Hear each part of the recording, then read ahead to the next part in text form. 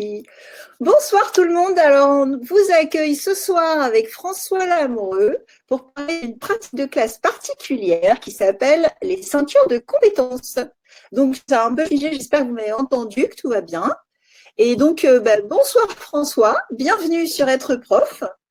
Salut Sarah, ravi d'être là pour ce live. Parfait. Et donc, je suis ravie quand on t'a croisé dans les rues d'Educatis et d'Educatesc d'avoir pu faire la petite présentation rapide pour le live de ce soir. Et donc, sans plus tarder, on va commencer. Et n'hésitez pas à nous laisser des commentaires, des questions. Et dans un premier temps, François va nous parler de comment il a mis en place les ceintures de compétences. Et tout d'abord, François, je vais te demander juste nous dire un petit peu ton niveau d'ancienneté, combien de temps tu as enseigné, si tu es en classe encore aujourd'hui ou pas, et quel niveau de classe tu avais et où tu enseignais. Alors, j'ai enseigné pendant 10 ans, donc je suis en disponibilité maintenant, donc j'enseigne plus. Le plus gros du temps de ma carrière, enfin le niveau sur lequel j'ai passé le plus de temps, c'était un CE1, CE2. C'est là que j'ai mis en place d'ailleurs les ceintures de compétences. J'ai fait ça dans le sud-ouest, dont je suis originaire, en grande partie dans les Landes. Et puis après, je me suis expatrié aux États-Unis dans une école bilingue à San Francisco où pareil là aussi c'était une exportation internationale des ceintures de compétences et c'était un sacré challenge aussi. Peut-être on aura le temps d'en parler, je sais pas, parce que comme je te disais tout à l'heure, je parle beaucoup, donc je vais essayer je vais essayer de faire en condensé et donc voilà. Bon, super, génial. Donc, je vois que ça arrive là, il y a du monde qui vient tranquillement. Donc, bienvenue, rejoignez-nous. Ce soir, on va parler des ceintures de compétences. Et du coup, on va commencer, est-ce que tu pourrais nous décrire un petit peu l'outil? Voilà, nous dire un petit peu ce que c'est que ces ceintures de compétences. Le petit truc sur lequel tu choisis de témoigner, en particulier dans ces ceintures de compétences, qu'est-ce qui t'a intéressé? Est-ce que c'est une création ou est-ce que tu t'es inspiré de quelque chose qui existait déjà? Alors, les ceintures de compétences, c'est vrai qu'on en entend pas mal parler depuis quelque temps. Ça devient entre guillemets à la mode. Faut savoir que c'est quelque chose qui est vieux. Ça date des années. Alors, il me semble, là, je vais peut-être dire une bêtise, mais il me semble des années 60. Ça a été inventé par un monsieur qui s'appelle Fernand Houry, qui était dans une branche des pédagogies freinées, parce qu'à un moment donné, il y a eu des espèces de scissions entre les différents courants. Et ce monsieur était judoka et il a trouvé que la progression avec les ceintures dans le judo en compétence, hein, même si c'était pas un mot qu'on utilisait à l'époque comme on l'utilise maintenant, avait du sens à l'école. Donc il a imaginé un dispositif autour de ces fameuses ceintures qu'il connaissait très bien. Donc c'est pas quelque chose de nouveau.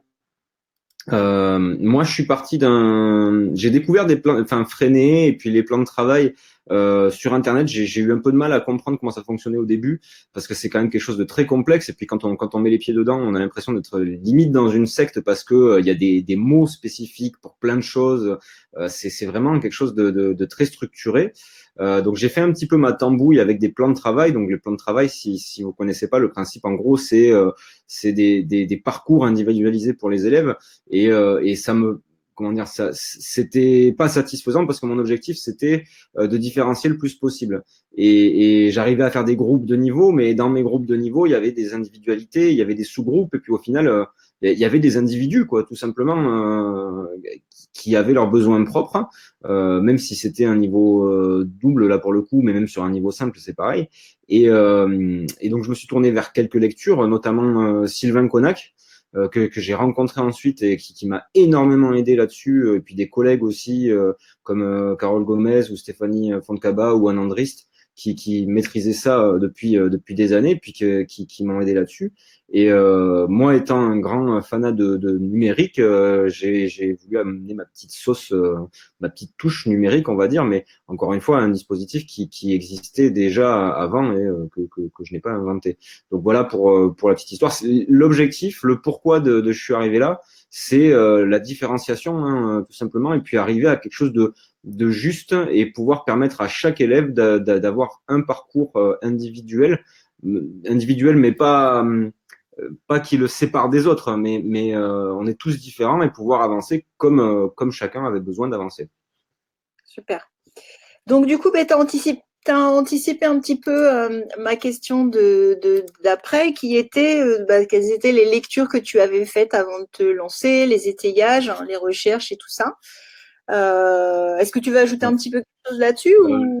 Et ouais, la Bible, entre guillemets, enfin, ma Bible, c'est pas le bon mot peut-être, mais le bouquin vraiment moi qui m'a le plus aidé, c'est Apprendre avec les pédagogies coopératives de Sylvain Connac, qui est quelque chose c'est une espèce de recueil de plein de pratiques différentes parce que dans ces pédagogies coopératives, dont la pédagogie institutionnelle fait partie, il y a plein de choses et même au sein du collectif avec lequel j'ai travaillé sur ces ceintures, il y a des utilisations qui sont très différentes, même si on a des outils communs.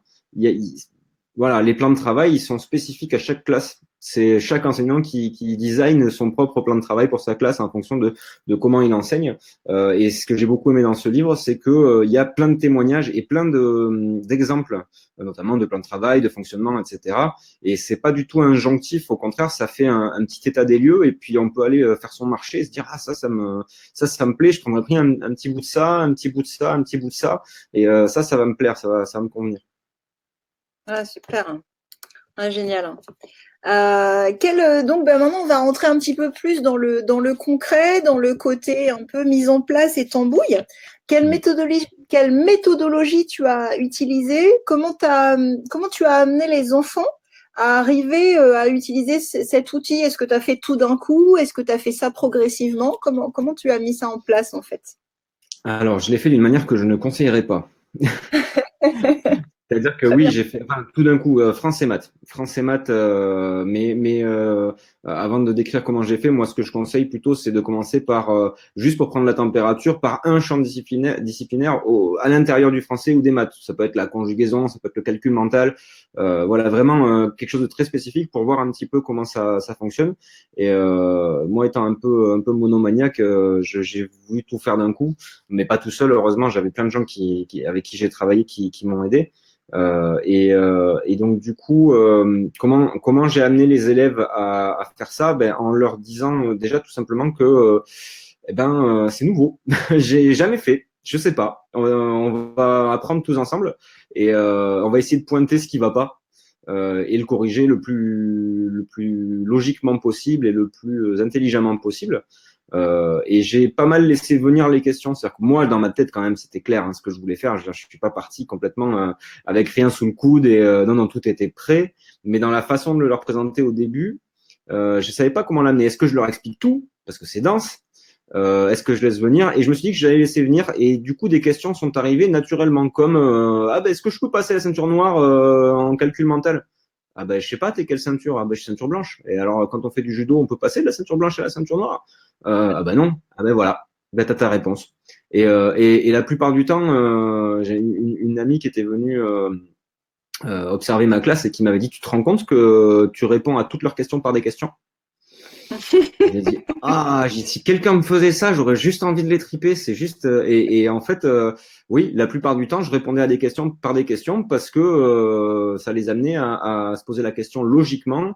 Oui, c'est comme ça que ça devrait fonctionner. Et puis, s'ils savaient pas, bien sûr, on en discutait, mais on en discutait aussi tous ensemble. Donc, c'était cette approche-là. Après, voilà, si on devait donner un conseil à des collègues qui veulent se lancer maintenant, première chose déjà, voilà, lire quelques bouquins, avoir quelques notions de ce qu'est la pédagogie freinée, les pédagogies coopératives, ce qu'est un plan de travail, etc. Il y a plein d'exemples sur Internet. Puis il y a le site nosceinturesdecompétences.org qu'on a monté qui est plein de ressources aussi, où il y a plein de témoignages. Donc déjà, se renseigner, se familiariser un petit peu avec ça. Et puis, une fois que vous êtes prêt, dans la philosophie et dans le principe du dispositif, le mieux, c'est de se lancer, voilà, comme je disais tout à l'heure, sur un petit champ disciplinaire pour prendre la température et puis de l'étendre petit à petit. parce qu'il y a aussi le fait que c'est une grosse préparation au début, la première, la deuxième année même, et après c'est beaucoup plus léger. Mais voilà, ne pas vouloir tout mettre d'un coup et se donner surtout le droit à l'erreur parce qu'il n'y a pas une seule façon de le faire, il y en a plein. Et le mieux, c'est de trouver la sienne, celle qui nous convient à nous, qui sera pas forcément la même qu'un collègue qui utilise des ceintures aussi.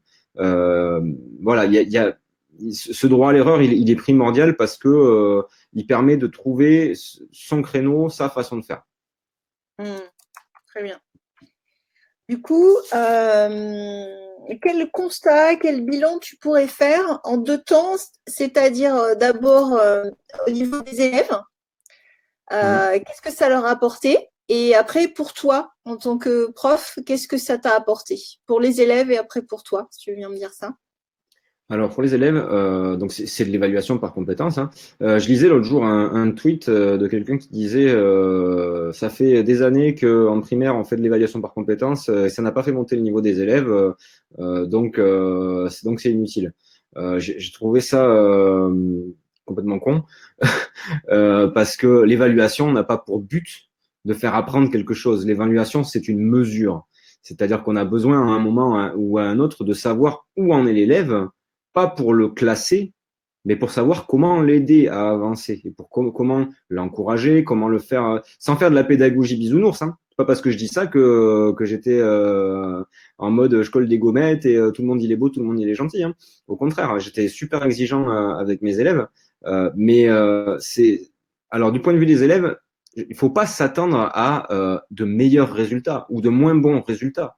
Il y a une implication par contre des élèves et une prise de conscience de pourquoi ils sont à l'école et du fait qu'ils ont une capacité eux-mêmes à agir sur leur parcours, voire leur avenir. C'est-à-dire qu'un dispositif comme ça, c'est les élèves qui choisissent le moment de leur évaluation avec une exigence d'un minimum de choses à faire. Hein. C'est pas non plus je m'évalue jamais parce que je me sens pas prêt. Non, non, il faut y aller. Et puis l'enseignant il est là pour accompagner, etc. Mais c'est l'élève qui prend le contrôle de son évaluation et qui sait pourquoi il est à l'école.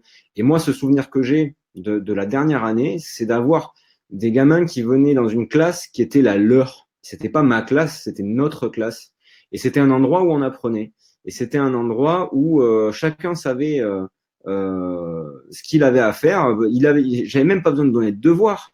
Les élèves ayant prévu eux-mêmes leurs évaluations révisaient à la maison puisqu'ils savaient qu'ils allaient être évalués. Donc, il y avait une responsabilisation des élèves qui était assez hallucinante et cette prise de conscience de voilà, je suis là pour moi, je suis là pour avancer, je suis là pour progresser. Et puis il me l'a bien dit, maître, voilà, j'ai progressé parce que j'en suis à telle ceinture maintenant, alors qu'avant j'en étais à celle-là, et ainsi de suite. Je dis pas que c'est la meilleure méthode d'évaluation. Je pense qu'on peut très bien évaluer avec des notes aussi. C'est un codage différent. La note pour moi n'est absolument pas rédhibitoire. Hein. Je fais pas la guerre à la note. C'est pas parce que j'évalue par ceinture de compétences que je fustige ceux qui évaluent par note. Bien sûr qu'avec des notes on peut faire des choses très bien aussi. Ça reste jamais qu'un codage. Le tout, c'est d'avoir quelque chose qui motive les élèves et qui leur permet de savoir où ils en sont par rapport à eux-mêmes et pas par rapport à d'autres ou une moyenne ou ceci ou cela. Parce que on progresse par rapport à soi, pas par rapport aux autres. Donc ça, c'est le premier bilan moi que je fais avec les élèves. Et le deuxième, c'était par rapport à moi, l'enseignant, c'est ça, tu veux dire? Tu m'as Oui. dit? Ok. Par rapport à l'enseignant, ce qui change beaucoup, c'est la posture. C'est-à-dire que, alors ça, on entend beaucoup, ça a changé de posture, changer de posture. Nanana. Ça peut être un peu, comment dire, ça peut paraître un peu hautain et un peu. J'aime pas trop cette façon de dire, mais on passe de en face d'eux à côté d'eux et surtout, enfin, à côté d'eux encore, c'est pas le en face d'eux opposé au à côté d'eux, c'est le en face d'eux à je bouge dans ma classe. Je me déplace dans ma classe. Moi, ça m'est arrivé d'être remplacé ou d'être déchargé parce que j'avais des charges de direction une fois de temps en temps, parce que c'était une petite école. Et il est où le bureau? Pourquoi veux-tu que j'ai un bureau? Quand veux-tu que je m'asseye? J'ai pas le temps de m'asseoir, je bouge tout le temps. Et c'est cette posture qui fait que on lâche prise à se dire, de toute façon, même si je suis face à toute ma classe, je ne saurai jamais ce qui se passe dans la tête de tous mes élèves à un instant T. Donc, autant que je sois là où on a besoin que je sois et que j'ai un outil qui, a posteriori, me permette d'identifier des difficultés ou des dysfonctionnements, ce qui était le cas avec les ceintures, je ne me rendais pas forcément compte sur le moment qu'un élève avait une difficulté. Par contre, grand maximum sous 2-3 jours, la difficulté, elle était clairement identifiée et on y remédiait. Et c'était quelque chose qui était vachement efficace et qui, de toute façon, sur du frontal, là, pour le coup, n'est pas possible parce que si on est en frontal en permanence, je dis pas qu'il faut jamais l'être, hein, c'est un subtil équilibre, mais si on est en frontal en permanence, on loupe des choses. C'est clair et net. On peut pas, voilà, on peut pas forcément être au plus près des gamins. Donc, je pense que c'est une histoire d'équilibre là-dessus. Donc, ce qui change, voilà, pour conclure, je sais pas si c'était très clair, mais au niveau de l'enseignant, c'est la posture et le fait de se sentir plus guide que détenteur du savoir. Mhm. Ok. Si, moi j'ai trouvé ça très clair. Donc si Ouais. je résume, tu me dis si je ne trahis pas tes propos. Si je récapitule pour les élèves, il y a beaucoup d'autonomie, de responsabilisation, puisque du coup ils sont très acteurs de leur parcours, et y compris du rythme de leur parcours. Et l'avantage, c'est aussi d'être à leur rythme à chacun et qu'ils puissent progresser. Ils sont beaucoup plus impliqués aussi. Et ils se rendent compte, si on va même au-delà, qu'ils peuvent agir sur leur progrès et arrêter aussi d'être passifs, d'être alors moi, c'est moi qui extrapole là, mais d'être une chose qui est posée là, à qui on dit ce qu'il faut faire, et du coup ils reprennent un peu vie, un peu sens. Ça donne un peu de sens à ce qu'ils font, au-delà de juste dans l'immédiat faire parce que le prof a demandé. Et si je prends Sachant que comme n'importe quel fonctionnement, c'est pas un fonctionnement qui convient à tous. On en parlait voilà, justement avant. Il y a des élèves pour qui la prise d'initiative n'est pas quelque chose d'agréable, n'est pas quelque chose qu'ils souhaitent réellement. Alors on peut les encourager à essayer de prendre des initiatives, mais à aucun moment les forcer. On peut pas forcer quelqu'un à prendre des initiatives. Donc il y a quand même dans le lot, même si la majorité des élèves prenaient des initiatives et arrivaient à rentrer en fait dans ce système-là, il y a des élèves qui n'y sont pas rentrés. C'était une minorité, mais des élèves qui n'y sont pas rentrés. Et j'ai envie de dire, c'était complètement leur droit. Et on a travaillé autrement avec eux. Ils ont été guidés du début à la fin, là où d'autres étaient totalement autonomes dans leur parcours. D'accord. Donc, du coup, voilà, tu avais cette souplesse de pouvoir adapter, tu pouvais les accompagner. Et ce que tu faisais pour eux, c'est que tu les guidais comme on fait dans une classe finalement assez classique où toute la journée, on leur dit quel est l'exercice qu'ils va suivre et à quel moment ils le font finalement. C'est ça. Donc, au lieu que ça soit à toute la classe, tu le faisais à ceux qui en avaient besoin et finalement, ils n'étaient pas très nombreux. C'est ça? Voilà, c'est ça. Et l'avantage, c'est que les autres étant très autonomes, je pouvais passer beaucoup de temps avec ceux qui avaient vraiment beaucoup besoin de moi. Et puis, autre chose que j'ai pas dit tout à l'heure, c'est vrai qu'on me dit souvent, mais alors, ils sont tout le temps en train de faire tous des trucs différents, etc., etc. Pas du tout, hein. Tu vas arrêter d'anticiper mes questions, non mais. Non, mais transmission de pensée, t'as vu? Et Non, non, super, ouais. et du coup, comment dire? Alors attends, parce que du coup, ça m'a perdu. Ça m'a Pardon, perdu. personne va Oui, pouvoir poser la question. vas-y, pose-la. Est-ce que tu faisais, merci, est-ce que tu faisais les ceintures de compétences tout le temps pour tout au long de la journée ou pas? Est-ce qu'ils étaient tout le temps avec cette modalité de travail?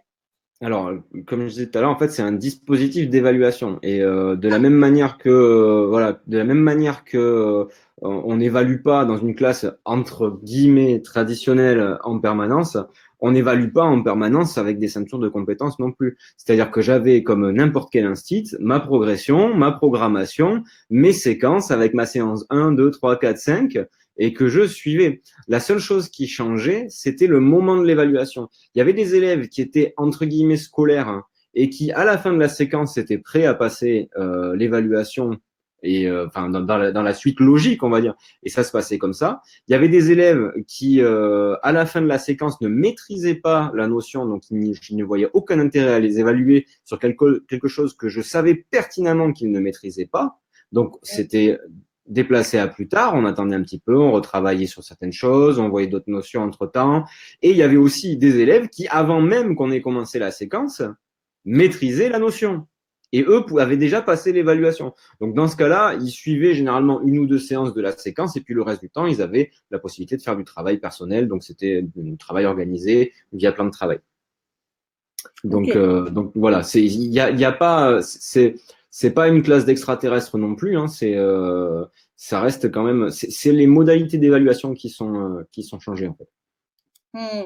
Donc oui, c'est ça. Enfin, l'impression que j'ai, c'est vraiment finalement un état d'esprit et une structure à cette volonté de pouvoir différencier et assouplir et même retarder dans le temps si on a besoin et être un peu plus à l'écoute j'ai envie de dire de l'éclosion de chacun parce que voilà, c'est comme un peu des plantes, ils vont pas éclore au même moment et là ça te laisse cette souplesse finalement.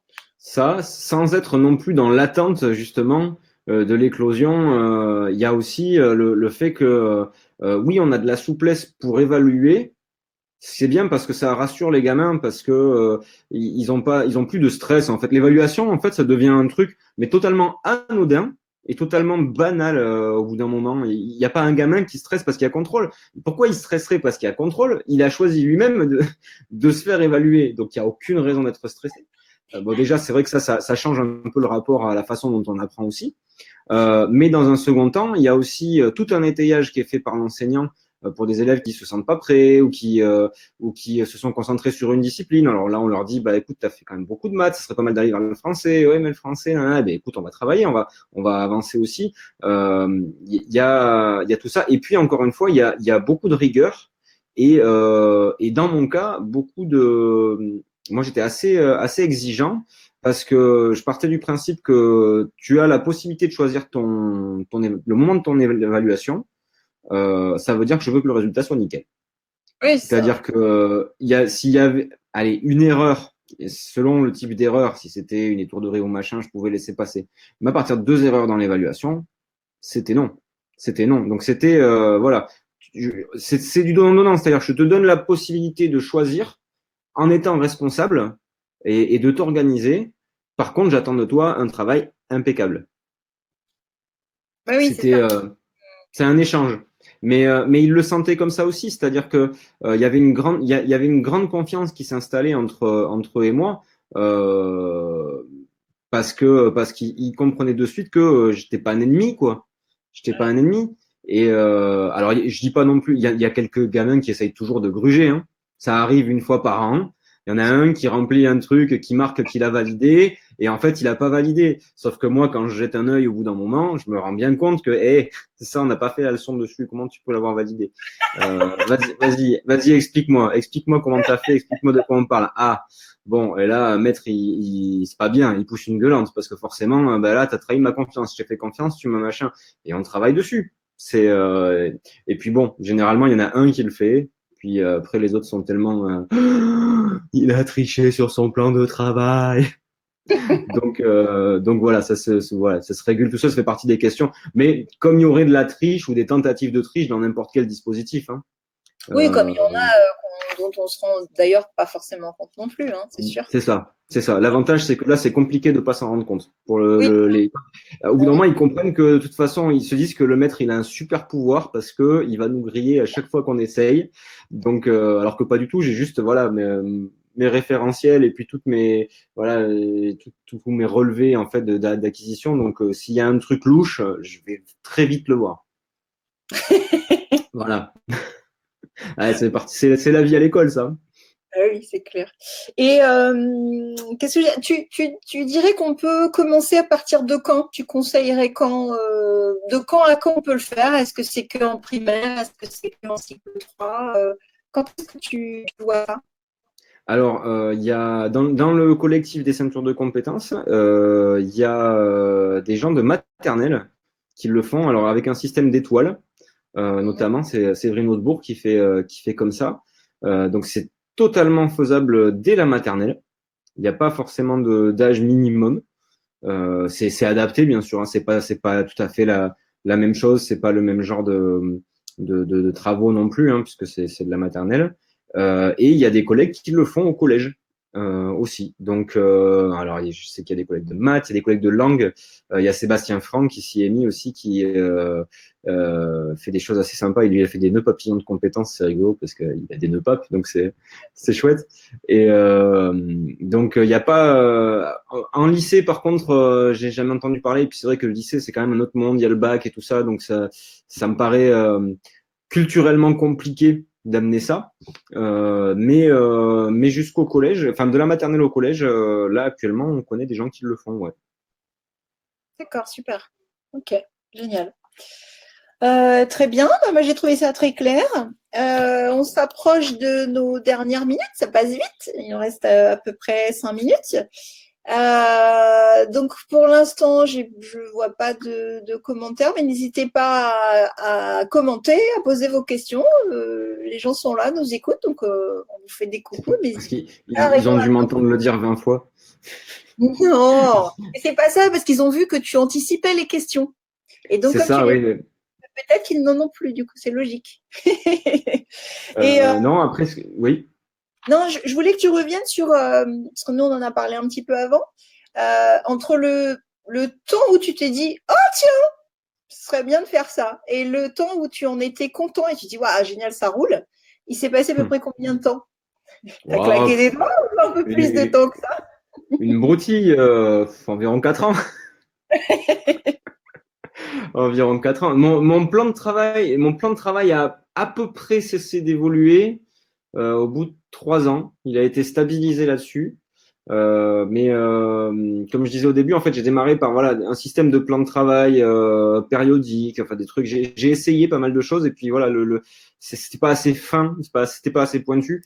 Ce qu'il faut se dire aussi, c'est que quand on travaille comme ça, c'est sans fin. C'est-à-dire que alors c'est pas non plus un truc de comment dire d'autiste, enfin pas non pas d'autiste, c'est pas le bon mot, mais de comment dire de quelqu'un qui est complètement fermé.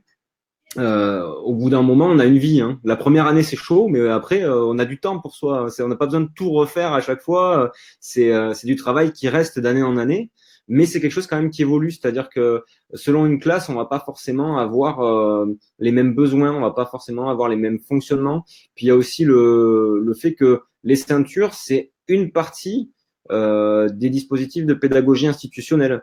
Il y a aussi le conseil d'élèves, par exemple, qui est super important dans ces pédagogies-là. Donc, je sais que la dernière année, le fonctionnement des ceintures marchait bien. Je me suis plus concentré aussi sur le conseil. Ça donnait des choses qui étaient vraiment fantastiques aussi, qui m'ont vraiment moi, bluffé de la part des élèves. Et c'est quelque chose qui est en perpétuelle évolution. Mais rassurez-vous, passé la première année, on arrive à avoir une vie privée. Bon, bah, c'est cool. Bon, super. Alors, attends, moi, je vais un peu regarder. J'ai eu mais les commentaires sont là, mais simplement, ils sont pas sur ma page. Donc, c'est pas grave. Je vais te les faire Ah, remonter comme ça. Et vas-y. du coup, voilà. Donc, déjà, des merci pour le partage de la part de Fleur, de Julie, etc. Alors, attends. Euh, hop. Donc, Julie nous demande et comment gérer l'écart entre les élèves par rapport aux compétences à acquérir en fin de cycle, par exemple. Et elle demande dans les ceintures, certains seront à l'orange et d'autres à la marron ou à la noire. Donc, comment gérer l'écart entre les élèves par rapport aux compétences de fin de cycle? Alors j'ai envie de dire, alors c'est deux choses par rapport aux compétences de fin de cycle et par rapport aux élèves entre eux. Par rapport aux élèves entre eux, moi ce que je leur dis, c'est qu'on est tous différents. Et quand on travaille là-dessus, effectivement, Pierre, il est peut-être seulement ceinture jaune en calcul mental et Paul, il est ceinture bleue à la fin de l'année. Mais il y a de fortes chances que Paul, il soit pas ceinture bleue dans les autres matières et que sur d'autres matières, Pierre, il soit plus avancé. L'avantage de ce truc-là, et on a un affichage dans ce genre de pédagogie qui permet de gérer le tutorat, c'est en aucun cas un mur de la gloire, hein, mais on peut voir où chaque élève en est dans chaque discipline. Et c'est tellement différent d'un élève à l'autre, qu'il est impossible pour un élève de se dire je suis meilleur que toi. Tu es meilleur que moi dans quoi? Oui, peut-être en numération, ouais, tu es meilleur que moi. Par contre, moi, en production d'écrit, je suis meilleur que toi. Ça n'a pas lieu d'être. On est tous différents. Donc, je pense que au travers de ça, il y a une éducation à la tolérance et au fait que ben, on se compare plus là-dessus. Je raconte souvent cette anecdote. Il y avait une petite fille, pardon, mais elle va durer un peu, celle-là, mais moi, m'avait vraiment fait briller les yeux. Une petite fille dans ma classe qui avait une étiquette sur le front élève en difficulté depuis des années, qui avait eu tous les PPRE possibles et imaginables, tous les machins. Elle arrivait en CE1, elle lisait rien du tout, mais rien du tout. Il n'y avait pas un son, il n'y avait rien. Par contre, cette petite fille, elle adorait apprendre les poésies. Alors le soir avec sa maman lui lisait les poésies et elle les apprenait parce qu'elle avait une super mémoire. Elle avait une super mémoire et elle apprenait les poésies. Et puis, ben, elle se mettait les poésies dans le plan de travail. Puis une semaine, elle en faisait une autre, encore une autre, encore une autre, encore une autre. Et cette gamine, qui avait été identifiée en échec toute sa scolarité, eh ben, elle est arrivée à un point où c'était elle qui, en poésie, pour les ceintures de poésie, était au grade le plus élevé de la classe. Elle était meilleure, entre guillemets, elle était à un état de compétence plus avancé que les têtes de classe, les soi-disant têtes de classe. Et ces têtes de classe-là allaient la voir pour le tutorat en disant tu peux m'aider à apprendre ma poésie. Et, euh, et ça, c'était un moment fantastique parce que elle s'est rendue compte qu'elle était douée dans quelque chose. Et ça lui a donné une motivation monumentale pour tout le reste. Alors, je dis pas que ça a gommé tous les problèmes. Hein. Je dis pas ça. Effectivement, la poésie, c'est peut-être pas le truc le plus important dans les programmes. Ça, c'est sûr. C'est considéré comme quelque chose d'un petit peu, voilà, le petit plaisir. Allez, la poésie, c'est dans les programmes, voilà. Mais n'empêche que pour elle, c'était sa première vraie réussite. Et puis, c'était plus qu'une réussite. Là, c'était un succès total puisque c'était elle la référente là-dessus. Donc, elle est passée de ce stade-là, identifiée par ses échecs, à être identifiée par ses réussites. On savait que cette petite fille, c'était la référente en poésie, qu'elle les connaissait toutes. Elle avait appris en un an le programme de 2 ans de poésie. Et voilà quoi. Et elle était en réussite. Donc, euh, je pense que le fait de se comparer, on peut travailler dessus assez facilement avec les ceintures de compétences. Il y aura toujours cette tentative de se comparer. Elle arrivera forcément. Elle y est au début. Hein. Moi, je suis ceinture jaune. Moi, je suis machin, les trucs, il est ceinture truc. Ben, ça fait partie des choses sur lesquelles on parle beaucoup. Et dans mon cas, ça s'était plutôt bien passé. Je dis pas que c'est forcément valable pour tout, mais dans mon cas, ça s'était plutôt bien passé. Et puis pour l'écart entre les compétences acquises et les compétences à acquérir en fin de cycle, j'ai envie de dire, est-ce qu'on peut apprendre plus que ce dont on est capable? Moi, mon objectif, c'est pas. Moi, je l'avais oublié, hein, l'objectif, et je l'ai jamais pris en compte l'objectif des compétences à atteindre en fin de cycle. Tous les gamins sont différents. Pourquoi tous les gamins devraient maîtriser à tel âge telle compétence? Il y en a qui vont les maîtriser bien avant, il y en a qui vont les maîtriser bien après. Moi, mon objectif, c'était de faire aller à leur maximum, aller le plus loin possible, tous les élèves. Pas forcément avec un attendu spécifique. Bien sûr, en le gardant en tête, on sait que c'est une pseudo-norme, on va dire, une pseudo-norme. Normalement, si tout va bien, bon, bref. Il y a des gens qui sont extrêmement intelligents et qui ont vraiment raté beaucoup de choses à l'école. Donc, c'est pas forcément un exemple. Mais voilà, l'objectif, il n'était pas d'atteindre ces compétences-là. Et je pense que c'est un leurre de se dire qu'il est possible de faire atteindre les compétences attendues en fin de cycle à tous les élèves. Enfin, ça moi, je peux pas l'imaginer parce que il y a c'est des individus avec leur parcours, il y a des accidentés de la vie, il y a des choses qui font que, et je trouve que c'est super réducteur de demander à tous les élèves d'être à un niveau en particulier. Et je pense pas qu'on puisse reprocher à un enseignant de lui dire tous vos élèves n'ont pas acquis les compétences. Ben ouais, ben pourtant ils ont fait de leur mieux. Ils ont tous bossé dur et moi je suis fier d'eux. Enfin, moi c'est ce que je répondrais. Moi c'est ce que je répondrais.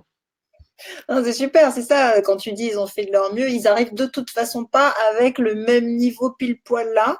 Ils vont pas avancer à la même vitesse, ils n'arriveront donc mais logiquement pas au même niveau. Après, c'est juste impossible.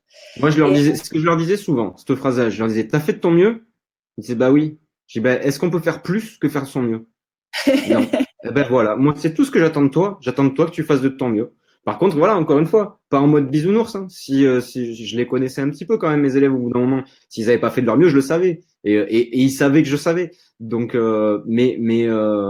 voilà, pas leur demander l'impossible, leur demander leur maximum. Ok. Et il y a une chose aussi dont on n'a pas trop parlé au niveau du cycle. Comment ça se passait pour eux avant et après avec les autres professeurs? Est-ce qu'il y avait aussi des ceintures de compétences ou est-ce qu'il y avait que dans ta classe? Alors non, il n'y en avait pas. Et pourtant, je m'entendais très très bien avec mes collègues d'un point de vue professionnel et amical. Donc non, ils pratiquent pas les ceintures de compétences ni avant ni après. Et c'était pas forcément un handicap. C'est vrai il y a une continuité quand c'est sur une école entière qui est assez appréciable parce que l'élève il a son référentiel de compétences qui le suit toute sa scolarité et puis, quand il passe dans la classe d'après, bah, il reprend exactement là où il s'est arrêté à la fin de l'année précédente. Mais c'était pas forcément gênant parce que c'était les ceintures de compétences. Finalement, c'est de la méthodologie, comment dire, de base, c'est-à-dire apprendre à quelqu'un à s'organiser dans son travail, tout simplement. Donc, même si c'est pas repris après, il y a une plus-value dans ce truc-là, dans la façon de s'organiser, et ne serait-ce que d'avoir passé 2 ans à le faire il y avait aussi une prise de conscience du pourquoi je suis à l'école. Et, euh, et c'est pas du tout incompatible. Ça prend forcément un peu de temps en début d'année parce qu'il faut expliquer le nouveau concept, etc. Mais on vivait en totale harmonie avec mes collègues, avec des fonctionnements différents. Il y avait vraiment aucun souci là-dessus. Hmm. Oui, ce que j'ai bien aimé aussi, c'est ce que tu disais, c'est que de toute façon, il n'y a pas même un instit qui va, ou un prof, hein, parce que voilà, on a dit, ça peut être aussi au collège, maternelle, qui va le faire de la même manière, hein, tout comme n'importe quelle pratique. Je veux dire, même une séance de grammaire, de Mm. n'importe quoi, d'anglais, en fait, on est tous différents. C'est que là, on se pose la question parce que c'est un nom, cette organisation, ces façons d'évaluer, d'organiser son travail. Mais c'est vrai que ce que j'ai bien aimé aussi dans ce que tu as dit et que j'ai envie de soulever, c'est que chacun va le faire à sa manière, avec ce qu'il a intégré avant, avec ses élèves aussi, parce que on réagit aussi beaucoup à ce qui se passe et que ça sera toujours personnalisé et un peu différent, quoi, finalement. C'est ça. Et puis, c'est aussi ce qu'on encourage à faire, enfin, ce que le collectif C2C encourage à faire, c'est-à-dire que on a partagé nos référentiels de compétences à titre indicatif. On n'a pas partagé toutes nos ressources parce qu'il y a des choses qu'on utilise, nous, qu'on tire de manuels ou des choses comme ça. Donc, d'un point de vue éthique, c'est juste pas possible. Mais ce qu'on encourage les gens à faire, c'est de se regrouper parce que c'est un travail qui, je pense, est plus simple à plusieurs. Tout seul, c'est colossal. À plusieurs, ça va plus vite. Ah tiens, j'ai plein de questions qui apparaissent. Et Mais oui, c'est ça, pareil, maintenant. ça arrive maintenant. Et donc ça, et de construire leur propre référentiel en fonction de leur projet dans les écoles, en fonction de leur fonctionnement. Euh, Nous, voilà, on a construit nos référentiels. Et même dans les référentiels qu'on a, il y a plein de gens dans le collectif qui se les téléchargent en modifiable et qui modifient des choses à l'intérieur parce qu'on a fait des référentiels génériques pour que la base convienne au plus grand nombre. Mais il y a des modifications qui sont faites après derrière. C'est pas quelque chose de clé en main. C'est quelque chose qui se mûrit avec le temps et qui s'adapte. Et c'est quelque chose qui est ultra personnalisable, en fait. C'est une seconde peau après, quoi. Hmm, d'accord. Bah ouais, ça c'est vraiment chouette, hein. J'ai vu Il passer y a une question sur le temps alloué. Pardon? J'ai vu passer une question sur le temps alloué aux ceintures de Sophia qui compétences dans demande la semaine. hebdomadaire consacré aux ceintures et aux plans de travail, conseillez-vous? Alors, moi, je conseille rien du tout. Je partage mon expérience. Je pense que là, encore une fois, faut voir avec chacun. Disons que ça dépendait, c'était pas forcément fixe. En fin de période, par exemple, comme on faisait pas de nouvelles notions, forcément, on avait plus de temps à passer sur le plan de travail. Ça pouvait être la demi-journée, par exemple, tous les jours, la dernière semaine, par exemple, puisqu'on fait pas de nouvelles notions. Donc les élèves, ils en profitaient pour faire un max d'évaluation. C'est fluctuant. Euh, En moyenne, alors mais vraiment c'est au doigt mouillé. En moyenne, on va dire c'était quelque chose comme peut-être 20 minutes par jour. Mais en moyenne, des fois ça pouvait être beaucoup plus. Des fois c'était. Je sais que j'avais des élèves qui après la cantine venaient toquer à la porte. Maître, je peux avancer mon temps de travail? Bah oui, viens. Ou des fois ils séchaient les récrés, ils voulaient pas leur récré, ils voulaient avancer leur plan de travail parce qu'il y avait des trucs qui se trouvaient fun, parce qu'il y avait des projets dedans, etc. Donc c'était assez libre du moment que le travail était fait. Mais c'est assez fluctuant en fait. Je pense que là, pour le coup, il faut pas se dire tiens, je vais le faire 30 minutes tous les jours. Non, non, on va voir en fonction des besoins. Puis il y a des élèves qui finissaient leur plan de travail le lundi matin à 11 heures. Hein. C'était terminé. Donc forcément, le reste de la semaine, et des élèves qui, encore le vendredi, couraient après le temps pour essayer de le finir, parce que les rythmes sont différents aussi. Donc moi, quand il y avait des demandes des élèves et que c'était un moment opportun de travailler sur le plan de travail, je ne l'ai jamais refusé, sans forcément regarder la montre. Le tout, je voyais plutôt l'objectif final. C'est-à-dire, généralement, je leur demandais de me valider entre 3, 4 et 5 items en fin d'année par semaine. Et je leur disais, tu t'organises comme tu veux. Tu t'organises comme tu veux. Comme c'était un double niveau, c'était assez facile parce que souvent, quand même, quand j'étais avec un groupe, l'autre groupe pouvait travailler en autonomie. Donc, s'ils avaient fini leur boulot, ils pouvaient faire du plan de travail, etc. Donc, c'était très disparate. Donc, là-dessus, je vais être absolument pas d'une grande aide et absolument botter en touche sur cette question. Non, non, mais comme tu disais, c'est vrai qu'il y a tellement de réalités différentes. C'est pour ça que forcément, on va vraiment s'adapter à sa classe, à comment on conçoit les choses.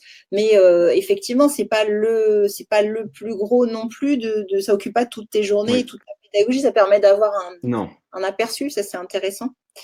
Alors, on doit commencer à se diriger vers la fin, histoire de tenir un petit peu l'horaire. Moi, je resterai bien parler parce que c'est très agréable, mais il faut un peu tenir nos horaires. Donc, du coup, vos dernières questions, n'hésitez pas à les faire passer si vous en avez d'autres, vos derniers commentaires, hein, histoire qu'on puisse répondre. Ce que j'ai envie de retenir et que je trouve très intéressant dans ce que tu nous as dit ce soir, c'est vraiment la souplesse de ce dispositif, l'exigence aussi, parce que à être sur la progression de chacun et à le rendre acteur d'eux, on a vraiment le temps d'encore plus, j'ai l'impression, accompagner le parcours de chacun. Ce qui m'a aussi frappé, c'est de donner à chacun la chance bah, d'être plus confiant en soi, d'être bon dans quelque chose et on est toujours au moins bon dans quelque chose et là de pouvoir le valoriser et que ça respecte un petit peu plus les rythmes de chacun et cette diversité de notre public à chaque fois. Ça favorise l'autonomie. Donc, si tu avais envie de résumer les avantages et les choses que tu as appréciées dans ce dispositif, si tu voulais dire en deux, trois mots, je te laisse deux, En deux, trois trois mots. mots, Hein. je vais essayer. Non, là, encore une fois, Dire si, encore bon. une, Encore une fois, c'est très personnel. Moi, ça me convenait très bien parce que c'est mon mode de fonctionnement. Moi, j'apprends comme ça et j'ai plus de facilité à faire rentrer les élèves dans un mode de fonctionnement que je maîtrise, tout en tenant compte aussi de ceux qui n'apprennent pas comme moi et qui ont besoin d'autre chose. Je pense que, comme tout, par curiosité, il faut essayer. Il faut ne serait-ce que le lire, ce qui se fait, lire deux, trois ouvrages là-dessus, et puis tenter à petite échelle, ça peut être sur une période, et puis comme je disais tout à l'heure, sur un tout petit champ disciplinaire, et voir si ça nous convient.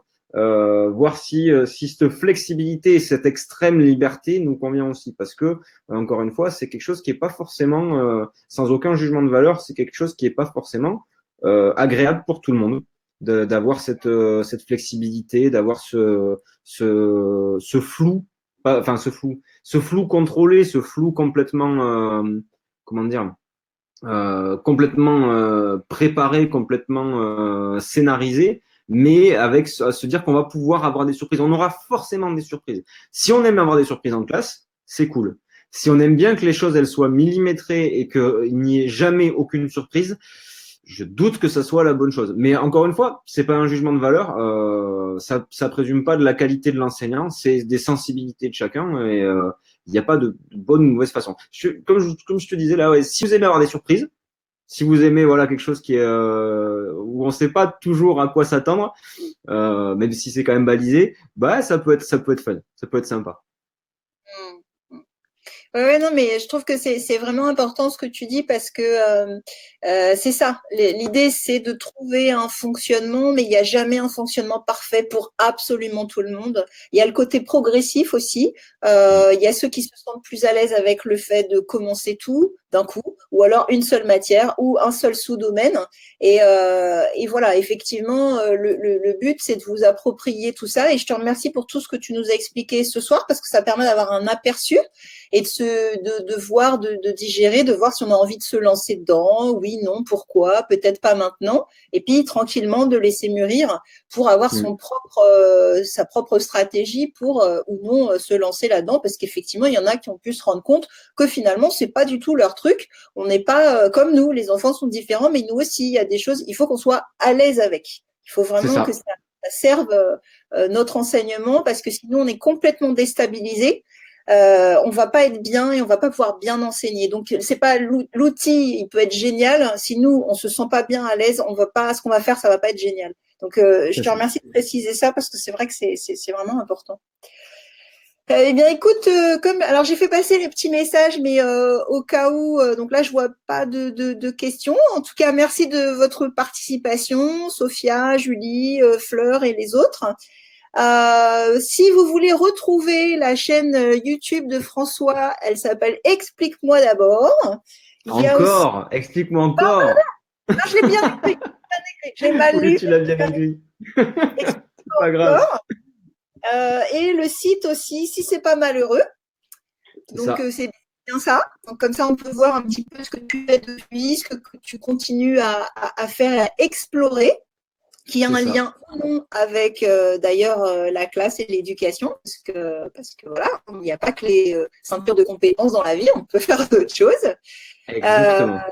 Voilà, donc ça c'est cool. Pour ceux qui veulent encore s'inscrire sur le kit évaluation, où on vous envoie des messages avec des petites ressources sur comment évaluer justement. Donc bien sûr les ceintures de compétences, et c'est pour ça qu'on a placé ce live maintenant, mais pas seulement. Et plein de ressources qu'on vous envoie directement à votre adresse mail. Donc vous avez juste à vous inscrire sur le site êtreprof.fr ou sur la page de Facebook. Et puis demain, on fait un live sur le théâtre et 10 activités en particulier qu'on peut utiliser pour dynamiser ses cours avec ou sans intervenant. Que ça soit dans des matières comme le théâtre, le français, mais pas que. Et c'est moi qui vais vous en parler, donc je sais que voilà, je vais vous parler de tout ce qu'on peut faire qui peut être sympa et on peut utiliser le théâtre dans notre façon de travailler, des idées auxquelles que j'ai pratiquées. Et soyez les bienvenus pour surtout aussi nous parler des expériences que vous avez pu avoir vous aussi. Voilà.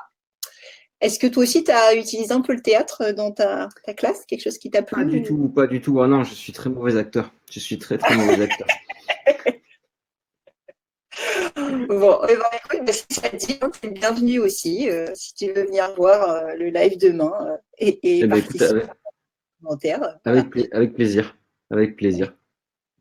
En tout cas, merci beaucoup François.